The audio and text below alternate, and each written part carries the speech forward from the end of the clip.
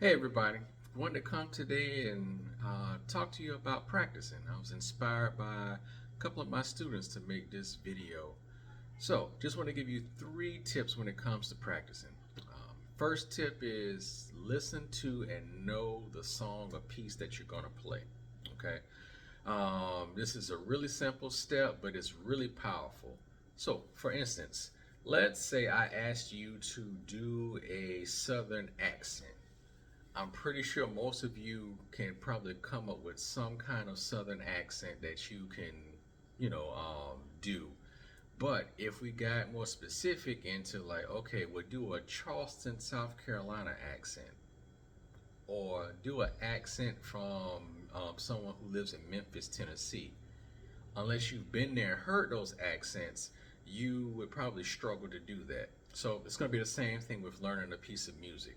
If you already listened to it and you know how it sounds and how it should sound, then that's going to go a lot further when it comes to you practicing and learning that particular piece uh, in your practice session.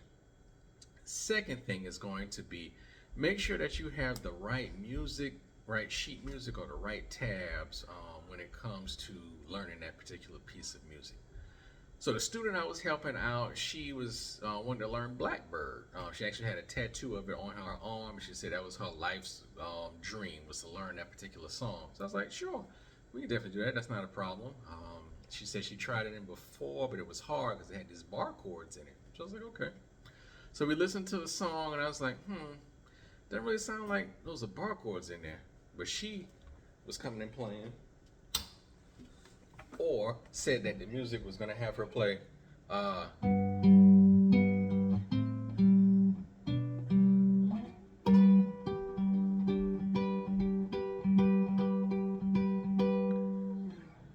And then when I listened to it, because I'm not a big Beatles fan, just not familiar with their repertoire or all of it, as far as I know, I was like, nah, that sounds and seems like a little too hard. So we found a tab, and then they were playing in there. Uh,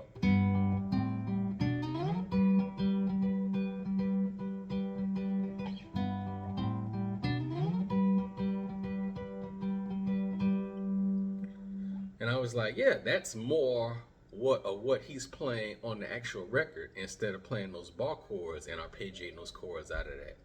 So giving her, because she already knew what the song sounded like, giving her, I guess, the right tools to use to practice the piece really helped her out. And like even in that 30-minute session, she could play that part of it when she left, when she couldn't even play it before coming in there. So she was really super excited about that.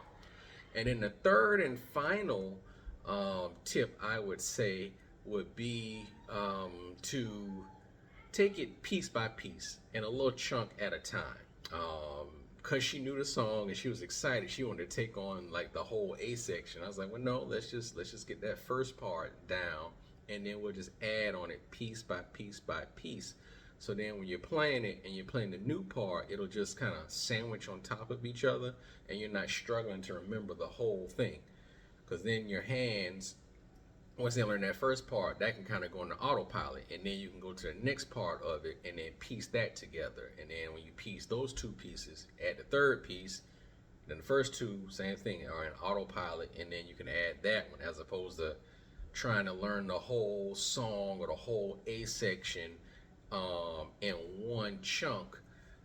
That can get frustrating, and then you might end up giving up. But if you break it down into those smaller pieces, maybe just a measure, get that measure down, then get the next measure, add the two measures together, then you put those and then practice that.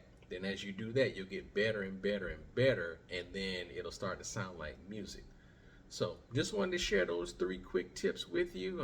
Make sure you know the song or the piece, listen to it, get it in your mind's ear.